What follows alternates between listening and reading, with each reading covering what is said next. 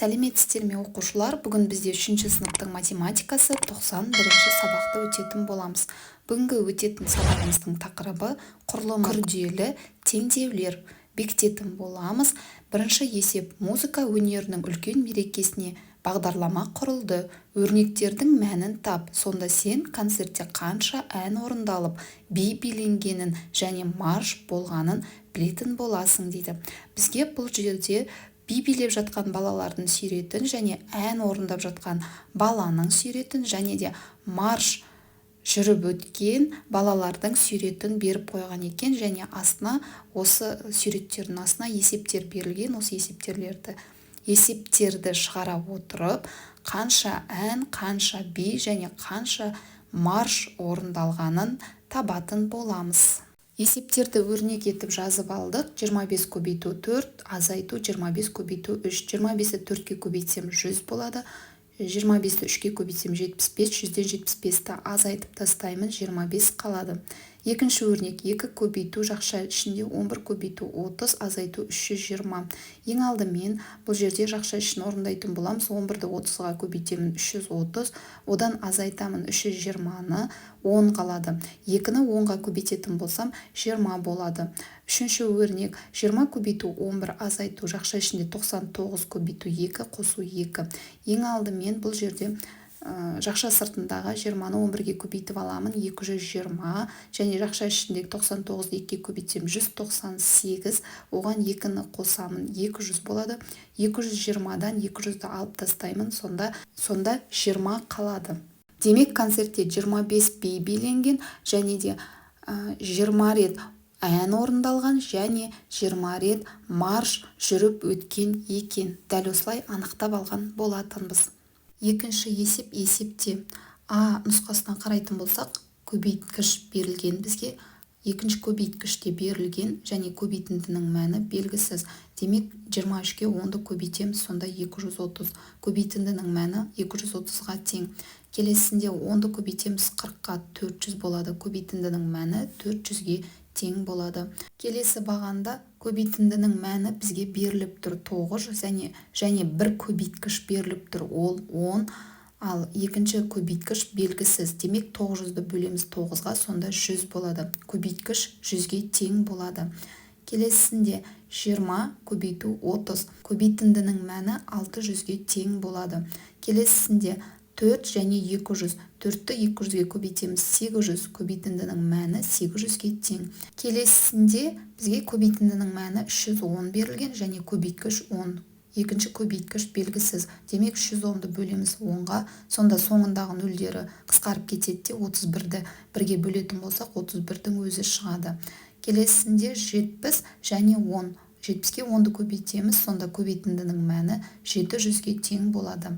Келесінде 10 және көбейтіндінің мәні 300 дейді. Демек 300-ді 10-ға бөлеміз, соңындағы нөлдер қысқарып кетеді. 30-ды 1-ге бөлсек 30 болады. Келесі ән нұсқасында бізге бөлінгіш берілген, бөлгіш берілген және бөліндінің мәні белгісіз. Олай болса 250-ді бөлеміз 10-ға, сонда соңындағы нөлдер қысқарып кетеді. 25-ті 1-ге бөлсек 25-тің өзі шығады. Бөліндінің мәні 25-ге тең болады. Келесінде 600-ді бөлеміз 30-ға, соңындағы нөлдер қысқарып кетеді. 60-ты 3-ке бөлетін болсақ 20 болады. Көбейтіндінің мәні 20-ға тең. Келесінде 700-ді бөлеміз 100-ге, соңындағы нөлдер қысқарып кетеді. 7-ні 1-ге бөлсек 7-нің өзі шығады. Келесінде 210-ды бөлеміз бұл жерде 10-ға, сонда 21 болады. Сонда екінші бөлгіш бізде 21-ге тең екен. Келесі 500-ді бөлеміз 100-ге, соңындағы нөлдер қысқарып кетеді. 5-ті 1-ге бөлетін болсақ 5-тің өзі шығады.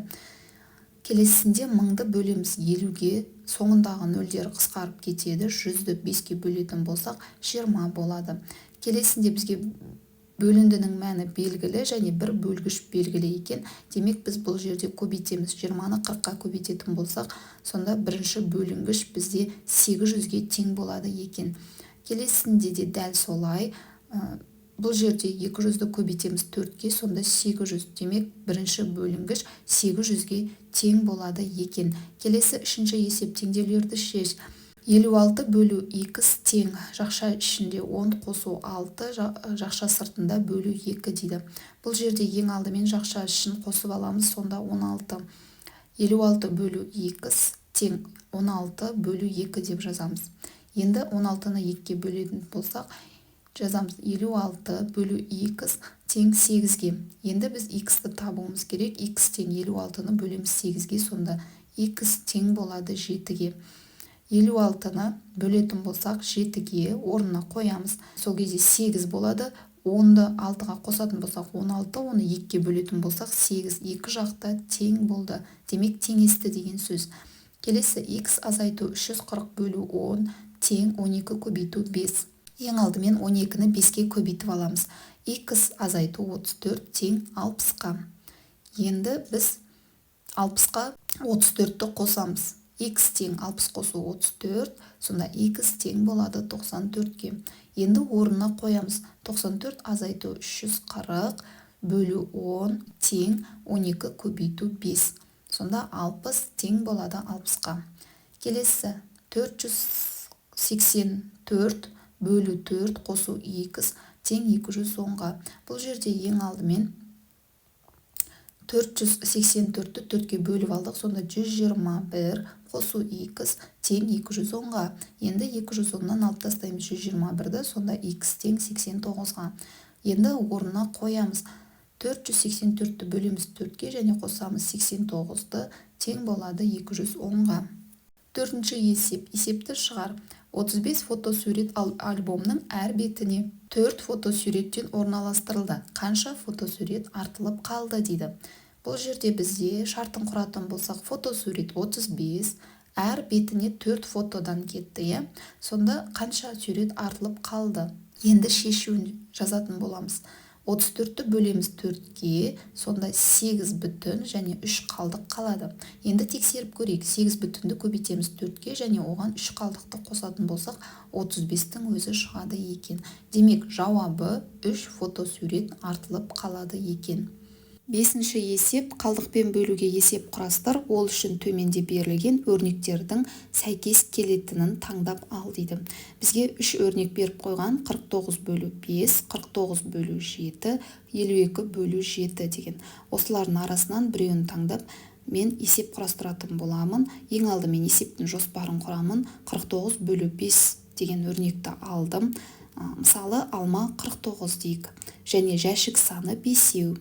Сонда біз осы 49 алманы 5 жәшікке бөліп салған кезде қанша алма артылып қалады, осыны тауып көрейік.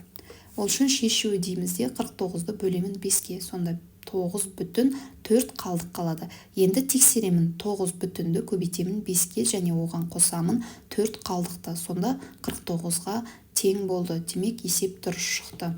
Жауабы 4 алма артық қалды деп жазып қойсақ болады. Келесі бізде 6-шы есеп. Теңдеулерді шешіңдер. 45 көбейту 2 көбейту y тең 900-ге. Ол үшін ең алдымен біз 45-ті 2-ге көбейтіп аламыз. Сонда 90 көбейту y тең 900-ге болады. Y-ті табу үшін y тең 900-ді бөлемін 90-ға, сонда y тең болады 10-ға. Енді есепті тексереміз. 45 көбейту 2 көбейту 10 тең 900-ге. 900 тең болады 900-ге. Келесі 45 көбейту 2 қосу b деп қоямыз және тең 900-ға. Бұл жерде дәл солай бірден ақшамдап аламыз. 45-ті 2-ге көбейтеміз 90, оған қосамыз v-ны тең 900-ге. Енді v-ны табу үшін 900-ден азайтып тастаймын 90-ды. Сонда v тең болады 810-ға. Енді есепті тексеру үшін орындарына қоямын. 45 көбейту 2 қосу 810 тең болады 900-ге. Демек, 900 тең 900-ге болады. Келесі a азайту 45 көбейту 2 тең 900-ге. Енді біз бірден ақшамдап аламыз. a азайту 90 тең 900-ге. Енді a-ның орнын табу үшін 900-ға қосамын 90-ды. Сонда a тең болады 990-ға. Енді орнына қоямын. 990 азайту 45 көбейту 2 тең 900-ге. 900 тең болады 900-ге. Теңдеуіміз шешілді. 7-ші есеп. Есепті теңдеудің көмегімен шығар.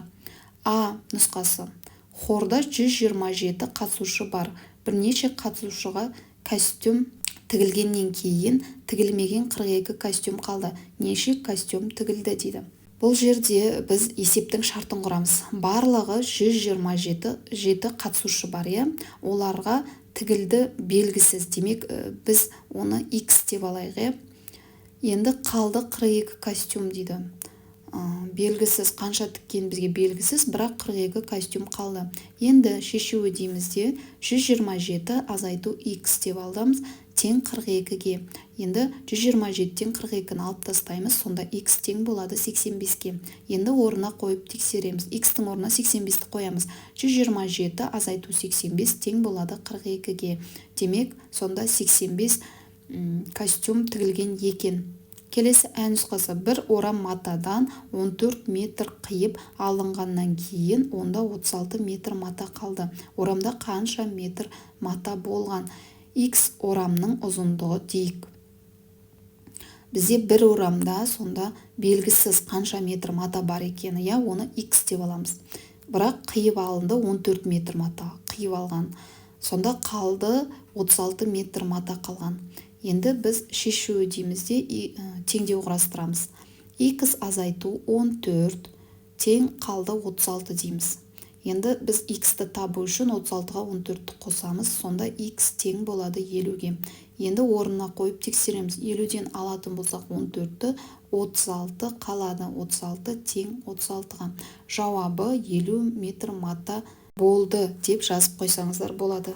8-ші есеп: Камила сауалнама жүргізді. Оған 100 оқушы қатысты. Диаграмманы оқы. Өз сыныбыңда музыкаға байланысты осыған ұқсас зерттеу жүргіз. Алынған мәліметтерді диаграммаға жаз дейді.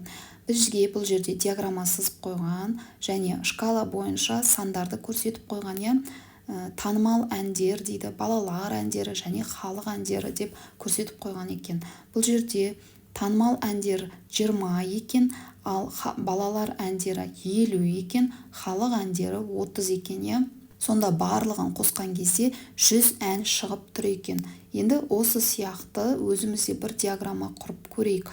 Мысалы, мен мына жерге бір диаграмма сыздым. Бұл жерде халық әндері 20, ал классикалық әндер 10 деп алдым. Және рок стиліндегі әндерді 15 деп алдым. Сонда халық әні 20 болса, классикалық әндер 10 болса, рок музыка 15 болатын болса, барлығын қосқан кезде бізде 45 ән шығады екен. Осымен бүгінгі сабағымыз аяқталды. Келесі сабақта кездескенше сау болыңыздар. Міндетті түрде арнаны жоғалтып алмау үшін тіркеліп, қоңырауша белгісін басып қоюды ұмытпаңыздар.